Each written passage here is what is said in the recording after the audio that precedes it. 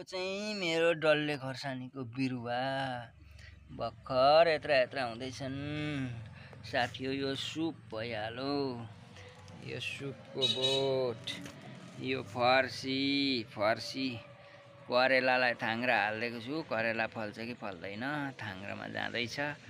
यो पर चाहिँ मेरो टमाटरको गाछीहरू छ। यो चाहिँ काउली साथी हो, फल्छ कि फल्दैन। मेरो काउली बोट पनि अमेजन जङ्गल जस्तो आएको छ। अमेजनको जङ्गलमा भए जस्तो चाहिँ ठुलो ठुलो कोइरीलाई पनि टपेर बोट आएको छ। तर यो फल्ने नफल्ने केही टुङ्गो छैन है साथी हो। उहाँ पालुङ्गो पनि छरेको छु, पालुङ्गो पनि हुँदैछ। यतातिर हेर्नु न काउलीको बोट, बाफ्रे यो कहिले फल्ने हो कि नफल्ने हो। यो काउली अमेजन जङ्गल जस्तो आएको छ, पुरै अमेजन। बन्दाकोपी पनि त्यस्तै हौसेर आएको छ ठुल्ठुलो भएर। फल्छ कि फल्दैन केही टुङ्गो भएन है साथी हो।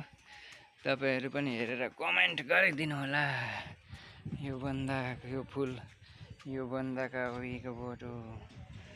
यो बन्दाकोपीको बोट बटार्न त बटारिँदैछ। यो बन्दाकोपी बटारिँदैछ। यो फुलकोपी हेर्नु न हो आमै। यो मेरो फर्सीको बोट भयो। यो फर्सी करेला पनि यहाँ माथि आइरहेछ।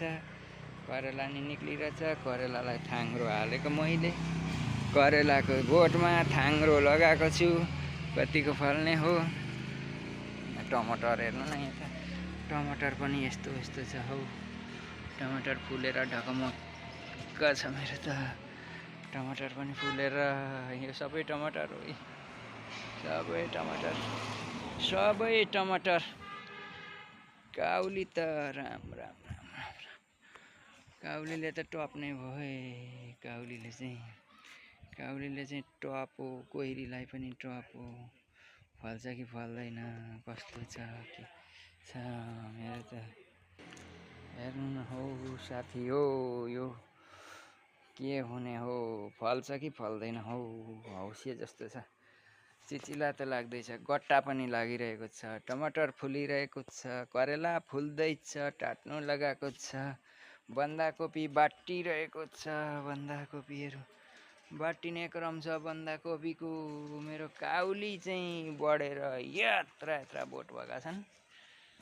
काउली फुल्ने नफुल्ने केही थाहा छैन, फल्छ कि फल्दैन। काउली चाहिँ यसपालि